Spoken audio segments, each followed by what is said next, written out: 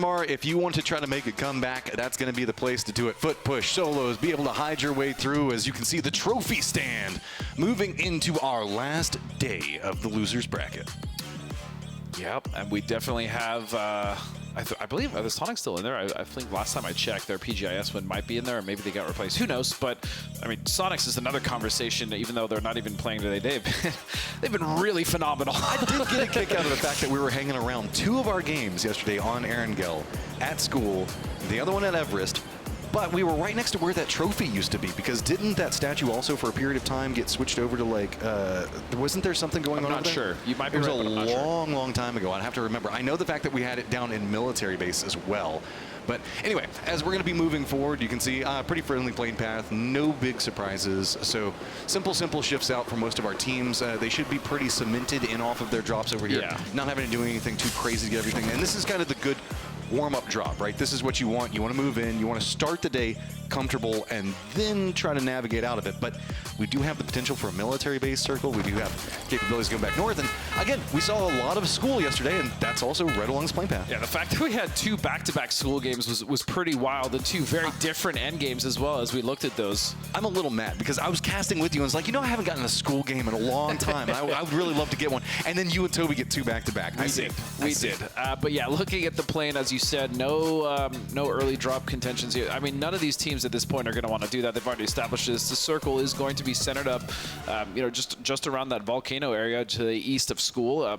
It very well could pull school, Matt, so I don't think it's out of the realm of possibility for you yet. But yeah, quite a bit of the Yas Lake in as well. I'm going to kind of lean back as we knock on some wood here, as we haven't seen a lot of very big urban endings. School kind of counts as one of those. This whole event, yeah, It's been something that's kind of missing, and with Yasnaya being pretty centered up in this, it's going to be where I kind of keep drawing my eye over to, specifically the fields around it.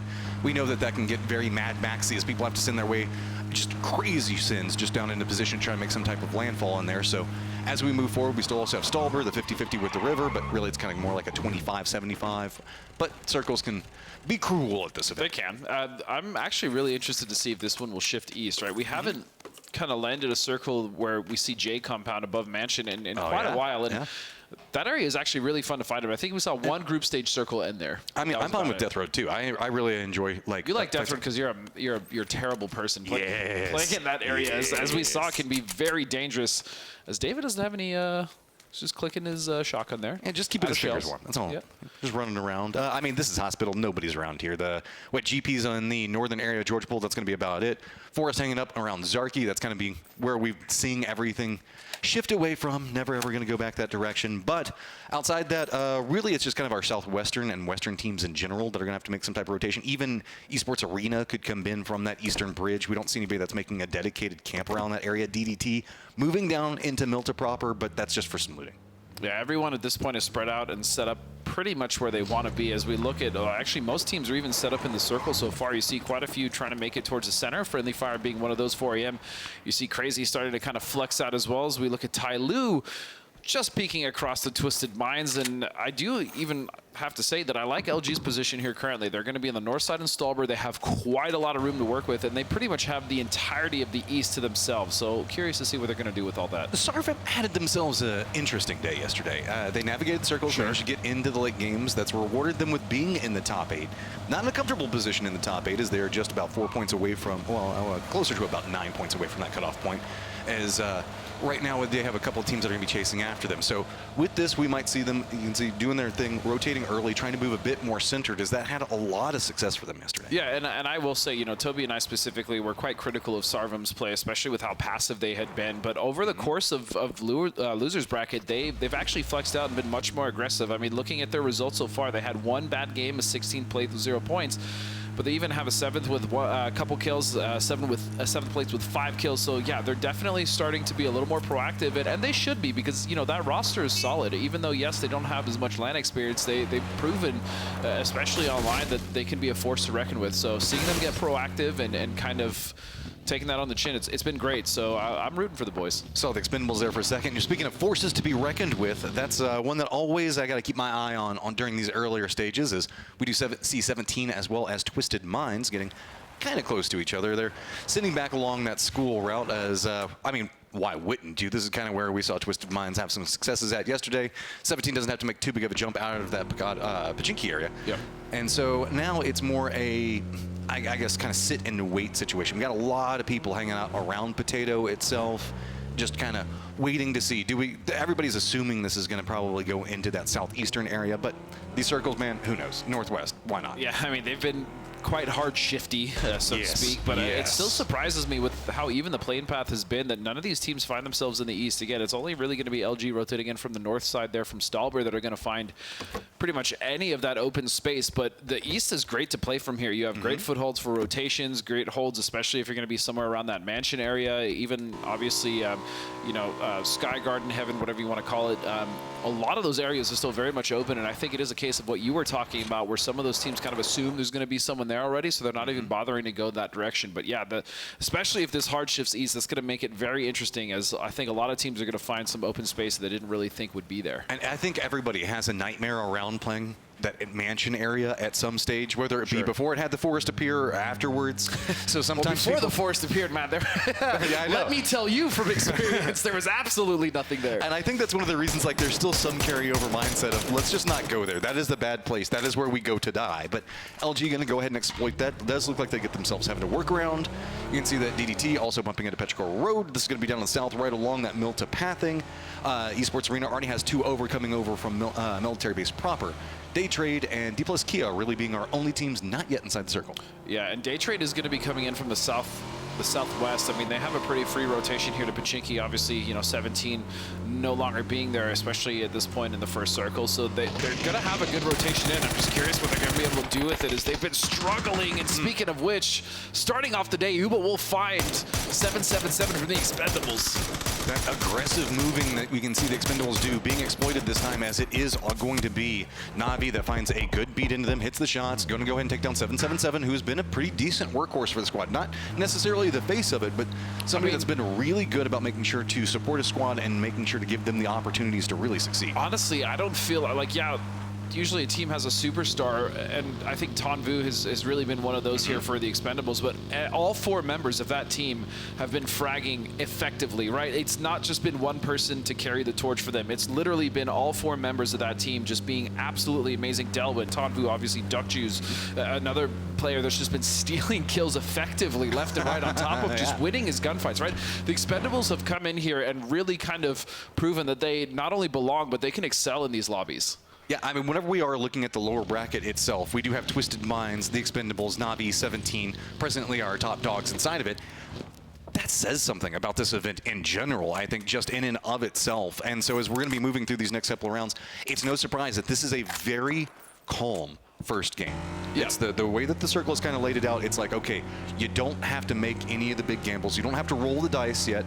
Just try to play clean and don't let somebody exploit a mistake. And that's kind of all that happened with the Expendables right there. They just extended a bit too far, lost 1 member, and instantly pulled off. And yeah, that area that we see Na'Vi, that kind of the yellow building there just to the southeast of apartments is fairly popular for teams to camp, especially because there are some rotations that come through there. So I think they just got a little too close, but you were talking about it. A lot of these teams know, yes, they're going to be able to find themselves a nice position in the circle for now, or at least a foothold, but it becomes very difficult, especially if this does do like a hardship north, for instance, or a hardship east, as we're talking about, is now we do see Irina going there, that the rotation after the first circle will be where they're potentially in the most danger. And let's keep in mind, we're looking at the lower bracket. Top 8 go on, bottom 8 go home. Go home. That's one of the reasons why this is so much more of a mental game that we're looking at right now. This is making sure the fact that you start your day off, you get that momentum. We talk about it because it's true. If you can get up a couple of points here or there, put yourself in a bit more of a comfortable position, it takes the pressure off of those later games as we're going to be moving into Tego, into Miramar. Right now, we know everybody knows Erangel. It is so, every dip, every little bit, nook and cranny, everybody's got it navigated. So this is the stage where you're playing methodical. As we're going to be moving into the later stages of the day, it's like, that's when the wheels come off. You're like, okay, now we've got to make a play. We didn't get it earlier. We've just got to make something happen right now, and it's going to be Expendables. Belmoth finding the shots into that one, and he needed it, but he's also going to go down. Quick exchange between 2. Tanvu, the last one now up for the Expendables, taking some shots, seeing if maybe he can scare away Day Trade, but Flash trying to defend this one. Yeah, Tanvu now in a world of trouble. He is going to at least get the point from Belmoth. again, not a great start here for the Expendables. We kind of saw this the other day as they were able to kind of course correct later, but I mean, a decent start for Daytrade. Losing one isn't ideal, but they still have 3 up, and at the very least, they got themselves a nice little rotation here as we do look at the circle, and of course it shifts north, and it keeps all of Yastlake still in, Matt. Where's the worst place for the players to go? That's where the circle's going to go. That's just been the theme. So all these teams that are playing down to the south going to have some trouble, specifically along Death Road that we're looking at right now with Petrichor Road and Daytrade, realizing, okay, this fight is not worth it. Petrichor Road already retreating, looks like they're trying to regroup. I wouldn't be surprised if we see a lot of long wraps around the north, but this is a complicated northern wrap. Sure, nobody's up in that top 50%, but that's because there's a barricade, right? Yeah. We've got the Stolber hillside into the no-lean pathing and then just bridges. Yeah, so it does look like quite a few teams are opting to go for a wide eastern wrap, and I think that's probably the smartest play, right? LG already came from that area. They know that it's going to be clean, especially because no one else really was hedging their bets on that north side, at least because there was kind of no reason to, right? A lot of this circle was quite southern, so you do see LG going that way. You also see E-Arena trying to rotate that way. Petrichor will probably follow, as well as Tyloo. So a lot of teams now opting to rotate on that east side as the south is completely packed up, Matt. Oh, this is going to be a symptom of what we're watching for a while. A couple of teams now making the commitment in to just defend up the fields around Yasnaya itself, as 4AM is going to make a recommitment back into there. LG is going to path up into Stolber itself. You can kind of see them driving off in the distance. Esports Arena going to be doing the same. Petrichor Road is going to be coming in off of this DDT pathing right in front of them, so they have to be a little bit careful. LG, yes, is kind of along that pathing into no lean where D plus Key is playing from, but they want the hillside. They don't want no lean, so they're just trying to bypass this. Yeah, they should be able to take a nice position here in the north. Again, as you said, there's no reason for them to send it into no lane. They should be able to see that D plus Key has already taken that position. And E-Arena, though, that's actually what I worry about when it comes to LG, is watching that north side crunch coming in from E-Arena. As we're keeping our eyes today, we also have to remember, we kind of alluded to it and talked about it in some degrees, and then the desk went way deeper in depth for us with it. But the Twisted Minds, Expendables, Na'Vi 17 situation that we're kind of looking up at the top, most notably Twisted Minds, the Expendables, Na'Vi, massive amount of points. So oddly enough, TE taking 3 casualties early is going to open up some more opportunities for these teams to try to move up more and get away from that cusp position, or at least get into the top 8. I mean, TE, they've fortunately given themselves quite a nice cushion, especially with back-to-back wins yesterday, right, in order to afford a kind of travesty game, which that pretty much was, right? Going out in 16th with only 1 kill is not great at all, but, you know, at 59.60 now, they're going to be just fine. So not the end of the world, and I do believe they might even still have 1 member up somewhere, right? Yeah, they've got Tanvu that's so kind of they still have Tanvu. He actually managed to survive that, so they'll be able to salvage points, not the issue. It's actually a benefit for the rest of the lobby that Twisted Minds, that Na'Vi, and the Expendables as well have gotten so many points, because it just, again, leaves the door open for all those teams that are currently struggling to just have one big good game, get the points that aren't being sponged up, and actually shoot themselves up the lead. We saw the lowest points per game average requirement to make it into the winners bracket that we've seen in a like very 60 I want to say, I don't know if it was ever, but it's been in a very, very long time, and that's just due to how strong the teams at the top were in their dominance and making it to where, okay, there was just nothing that you could get. So a mediocre game was enough to kind of give you that last little push in. And the way that we're seeing the lineup here, I don't know if we're going to see the same. It is just so compacted in there. If you wait until that stage, that last game is just going to be so nerve-wracking. It also does depend, you know, if those teams at the top continue to do well, again, they're just going to... Let's shift to the north, and then let's shift to the west. So Game of PT actually has a really nice position here, really nice split. I don't think they're going to be able to actually keep that split for much longer. They do need to consolidate, but even looking at Little Ghost, right, for 17, they've actually got a foothold on the other side of this. They can actually have a nice little camp if they want to on that bridge. And we also see Tyloo on the south side, but Friendly Fire going right through it. Na'Vi as well going for Yas gas station. This is going to be big. We've got a couple of big movements that are going to be coming out. Petrichor Road is going to be pathing around the north, trying to wrap in. At the same time, D plus Kia and LG are making their shift. Friendly Fire was under a bit of fire of their own and had to retreat, get back underneath of this bridge. Not the worst place to play playing from. While Na'Vi shifted off of Yasnaya Bridge, bypassed 4AM, also got some shots coming at them from Forest, so having to shift to the south pretty close to them. We have Daytrade that's going to be coming in as well. DDT on this pathing, but Na'Vi in this dip has a lot of control and vision. They just have to be careful, as there are a couple of people on that opposite side and that hillside that can see them. Na'Vi would love to actually get much more aggressive on this, but they can't, as now it's going to be Day Trade pulling up right on the other side of Friendly Fire. For the time being, they need to get this knocked. The nade went out. Oh, there's not a lot of places to be dancing around over there. Can we see Friendly Fire dodge away from it? They're playing a very tricksy set of positions, specifically using the verticality of the bridge to make it very hard to get naded. This is a good read coming up from them. And as I said, Na'Vi would love to pour over and get the damage onto this fight, but they can't, and that's because of the fact that 17 Gaming is holding the angle off on them. So this is actually a big benefit for Friendly Fires. We also see DD Team fighting in the forest here just to the southeast. And this has got some vision on what's going on with the Sarvum Na'Vi positioning, but they've got their own problems that they're going to have to be dealing with as DDT does want to move into this. Mamu is still playing back behind the rest of the squad, but they're just slow walking down into this, letting the nades open up the doors, slow and steady, kind of wins the race. Baron Peak's going to have to make sure that he defends this peak pretty efficiently as Cole just running right into the thick of it. Oh, this emergency pickup. Yeah, they had actually put that pickup down so early, and I don't know about this. I mean, they had a decent position to play here. They could have actually flexed out trying to take over this hill, but they opted to just try to emergency pickup. They lose one for free, and now I think they have one member in the sky somewhere. It does. It's going to be Baron Peak who gets away and is going to be going over there next to GP. And the other two members now kind of trapped in a very outnumbered situation, but Mamu kind of saw that and retreats. Don't like that. I don't know, with all the smokes and everything like that, how efficiently DDT could see what was going on there. I was going to say that either, though. I think that they thought this was more open and that more people took that pickup.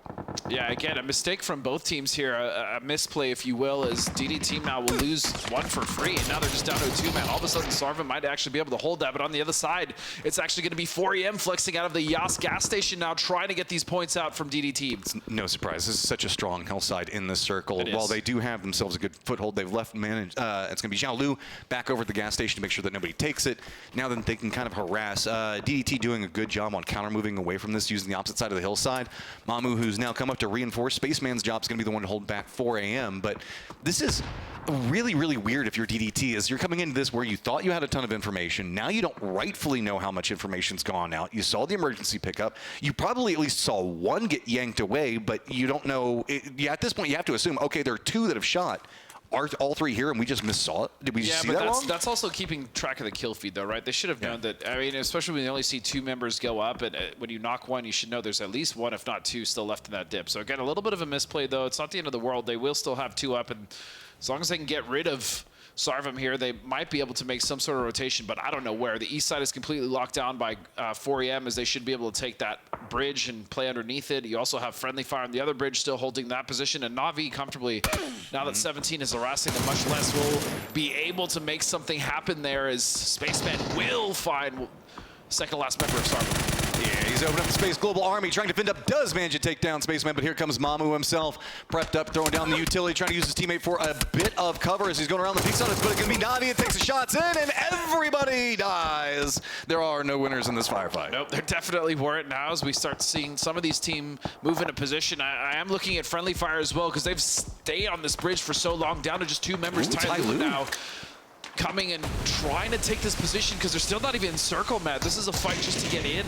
This is a really hard way to have to try to throw nades, and you have to cook it, and you're on perfectly sharp shot, needs to get that knock on to Shin, just can't quite do it. 755 is down, and Friendly Fire still just handling the fact that they've got Ty Lu right up on top of them. The issue is also for Ty Lu, don't forget Na'Vi is just off on that hillside, so that's the reason why Ty Lu had to move into this. It's almost like Friendly Fire pulled them down into the muck of the river with them, and it's like, no, if you want to fight, you're going to have to fight here, because you have to get away from Na'Vi, and this is somewhere we already have crazy fortified. And this is such an awkward place to fight as well, not only with other teams taking shots at you, as we see it's going to be Na'Vi pouring over to take shots over and kick Sharp, excuse me.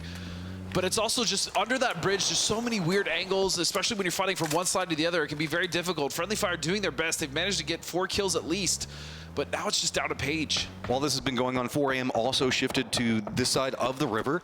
They've been hearing what's going on with this firefight, now starting to take some shots into Na'Vi, as you can see pop off inside the kill feed. That does mean that Na'Vi is going to have to shift some of their attention away from this firefight. Shin's going to jump inside the water. Page is heavily distracted right now. He's really just trying to use the curve of that like little rampart, the supports. I don't think that Page saw it. He should have an idea in second, though, and that's just going to be a peek coming up from Shin. Quick exchange, and Friendly Fire is going to get eliminated. Ty Lu makes an aquatic approach, and gets away with it. Might even be able to get up Zhao Yang. So yeah, great on Tai Lu there to kind of dispatch friendly fire. They still do have to deal with 4AM as well as Na'Vi. So congratulations on winning that fight. They will have barely a foothold as Na'Vi is so well aware that they're coming up and they're in a very bad position. You can see 4AM still trying to stretch down, doesn't have the best vision into what Na'Vi is going to use. They're using the clefts in the hillside. Oh, going to have to jump back down. Probably going to go ahead and pick up something off of his friend's body over there. 4AM, though, playing this much more aggressively. They're moving into this lower ground, which, if anything, could benefit Na'Vi, depending on how this is going to go. Crazy's going to spot out Longs, take him down, and while Tai Lu did win their fight against Friendly Fire, it looks like they're not too much longer going to be in this server. Yeah, but they actually have a really good position here. There's no one else to contest 4AM and pushing Na'Vi and taking quite a bit of damage onto them. So it's possible that 4AM, if Na'Vi isn't careful, might just run them over. Look at this, very systematic. I like how their approach is slow and they're really taking their time as mortars have been traded back and forth between D+B, Via, and LG. Okay, slow creeping forward. Nade's now starting to come out on Uba. They know exactly where 4AM is wanting to make the approach. Got to be careful. 755 just right at their heels, and they don't know it yet. This could be catastrophe. If we see that last remaining member for Tai Lu just pop up, do the damage at 4 Angry Men, suddenly Na'Vi is going to flood up over that hillside. Meanwhile, Na'Vi just trying to entrench in, make sure that they're making this as complicated as possible. They're still stretching over to the west a bit, but remember, we also do have a Na'Vi member very far over there along the line where Twisted Minds is going to be. Yeah, the problem now becomes Twisted Minds as they pull up right behind Na'Vi. It's going to be Ollie to be the only one to stave off this push, but it's not going to come as now Mel is also going to fall to Batulins. Too many targets. Target-rich environment causing some problems for Na'Vi as it's going to be Uba playing down the hillside, and he's going to get spotted out as well. And it's going to be Twisted Minds already starting another rampage run. And so 4AM now are very well aware that Twisted Minds is going to be on their west side. They still have quite a bit of circle to play with, even though it is a little bit of open area, so they're going to have to be careful at how they cross. They could go a little bit more north, though, and there is nobody there, as 755 will somehow survive this fight between Na'Vi as well as 4AM, but no, Xiaopian is so aware, and 4AM, again, with a lot of area to control here, it's starting to look good for the Chinese team. Yeah, this is exactly the way 4AM needed to start the day. If they want to make it into the top 8, they needed to be coming in more aggressive, more in control, reading, being that third party, making sure that they have influence in the game, and that is exactly it. So far, they have just been on a roll, and all that nade right underneath the UAS, gonna just pop it away from Stakers. Kickstart does have 3 kills, though, and if he can survive a little bit more, that's going to be some much-needed points the way of Luminosity, so we'll see if he's going to be able to survive. His game PT now starting to flex out. They've been in the Northwest for quite some time, and they've actually been able to get a couple kills for themselves. That's actually going to be the 3rd way now, going the way of Hella. Gee, with just 1 up at the time as they're just trying to cling to some life out in the distance, it's not going to be looking too good for them as the Blue Zone, or if you mind Game PT, probably going to be the ones that are going to pick them up. 4AM's got control over the south. We've got Forest that's still inside the compound that's going to be to the northeast. D+ Kia that's going to have some remnants to the north. GP that's going to have kind of the northwest, and then it's going to be Twisted Minds. The circle's going to pop and only really favor 17 Gaming in their fortified position. But this hillside has got a lot of a curve to it, so yeah, a couple of teams can kind of separate out onto it. It won't be the most easy situation to control, but at least it is survivable. Yeah, 17 is essentially on a shelf right now, right? Yeah. That one yellow building. So a lot of teams around them should be able to maneuver as we do see Kickstart go down. So LG will fall in 7th place. They will get some placements and some kills, though. Not the worst game, honestly, for them. As we now move to Twisted Minds, they're starting to assault this compound, and a Panzer in the hands of Spyro. Oh, he wants it, but it's just going to be full on, defended up by 17 Gaming. You can see it's even going to be GP as well, throwing in nades on the opposing side of this. And with that nade, you can see Twisted Minds realizes, okay, if we're going to step into the doorway, we've got a good way to knock on the door, but man, it's going to be risky if we do. Going for some peeks, see if they can get some more information, see if they can spot. Goes for the shot and gets the flush onto it. Lou, though, suddenly just has a ton of people jump out after him. 17 Gaming is trying to control it, but now just down to a 1v1 for control over the situation. Spyro inside the building, trying to get a read on where we're going to see Suju at, and he's going to be on the outside. Got to just see if he can juke around what's going to be going on with GP. He does throw out the utility, stepping in, quick exchange, but it's going to be Twisted Minds that takes it. Not that Twisted Minds needed any more points, but they were able to actually wipe out 17. And he will be a solo, but that is going to be a beacon for the rest of the team, specifically 4AM and the south side, to actually push this. As you know, they heard the fight and they saw the kill feed and know that that is pretty much a solo holding one of the better positions in this current circle. Is now Forest starting to spread out on the north side of this. Yeah, it's so awkward, though, because you know that there's probably a solo in there, but you can't really move into it. Not with 4AM and GP both kind of eyeing it, because once one of them moves, the other one's going to try to exploit it, right? So instead, it's more like, let's just start clearing out around here. If you mind, is going to go ahead and regroup. Looks like they're making more of a commitment into Forest, who is running a 2-2 split to try to get control over the different aspects of the hillside. They're going to regroup now that they've seen Game GP kind of move back in together with each other, I would say. But I mean, they even have Daku that's going to be down to the south of this. That's going to be kind of controlling some. Americano's going to get spotted out, and now with those shots, going to realize, if you mind, a Game PT realizing how close Forest is now regrouped. It's been a while since we've seen actually a Final Four with 3 full teams. I mean, you do have 3 full teams plus a guest appearance by Twisted Minds, but yeah, this is going to be a very interesting fight. I want to know if 4AM is actually going to be able to realize that they're fighting in the north and try to flex out and try to take some of these points and maybe even assist in kind of dismantling these two teams, because if anything, 4AM is in a wonderful position to win this game. Scappy's holding this position very far to the south. It means it's numbers disadvantage for Forest, but they're going to try to find if they can get a knock into it. They got very close with Hella. They need to try to get a knock as quickly as possible, try to turn this around. Munto going to go down, going to make it even more of a problem. Scappy now going to turn back around, shift his attention away from 4AM and take some shots in this fight, but that's going to reveal him to 4AM, who are now moving very aggressively into his position. GP doing a good job on just trying to survive until essentially the 4AM reinforcements come in. Daku also has shifted back from his position that he was playing off over there to the south. See if maybe he can come in off of it, and yes, Forest is going to go down, but it's going to come at a cost of handing over a massive amount of the circle to 4AM. Yeah, really nice hold there from Game PT. They've actually done a great job of surviving even with 3 up, and they didn't even take too much damage, so they will be in an okay position, I'll say, to take this fight as they are rotating towards 4AM, as they know that that is the last fight they need to win in order to seal this game for themselves. As HSMM is going to get knocked by Daku. And now, if you mind, Game PT can be the aggressors. And what you can see, crossing an open field, though, crossing that road, no cover to be had. The smokes did go down, but it wasn't in time for Hella. Hush is going to move in this lower section of the hill. Daku's going to have to step away as he takes a face full of bullets. But let's not forget about good old Spyro over here has managed to spot out Bomb Seg Head, and he's going to go down. Unofficial 5th member for 4AM to make this fight way easier. Yeah, and that was the thing. I like that rap from Bobsing Head, but he just, I mean, there was no way for him to know that there was going to be a member at that rock. So Spyro will act, and he will cripple Game of PT at this point, just down to 2 members, and 4AM looking all the stronger for it, with 3 members still alive. Oddly enough, Spyro has a lot of control in this circle with the way that the hillside declines down in here.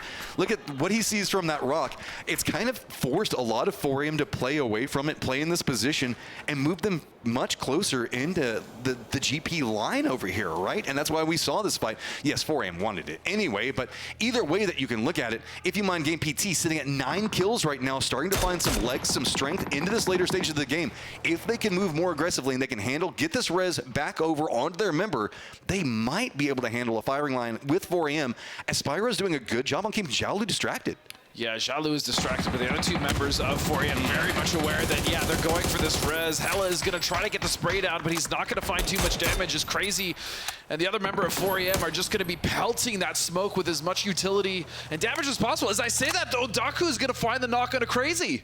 And it's just slow. Instead of Daku seeing if maybe he can get some more out of this, but Spyro just controlling both sides of this fight. Hush has said, okay, that's it. There's nothing more that can be done. He's just trying to push up in here, seeing maybe he can get one more kill point. But Crazy already been picked up by his teammate, shifts away. Daku now going to feed that information over, but I don't know if exactly Hush knows where to go. It's going to be the blue zone that takes down Daku, and now so much of that control that Spyro has is going to start to be surrendered just off of a numbers disadvantage. Yeah, especially now that 4AM has been able to recover that member, so they will be 3 strong, but I still have to give flowers to Game PT. The way they've been able to fight through this, even just in this loser's bracket run, right? They've really adjusted well. They've found some aggression. Yes, they are still a little sloppy in some of their team fights, but not this one. They've actually been able to recover as well as you can as a team being in the position they've come off on the north. So really great stuff coming out of Game PT. They were 6 coming into today, now finding themselves a huge stack of kills.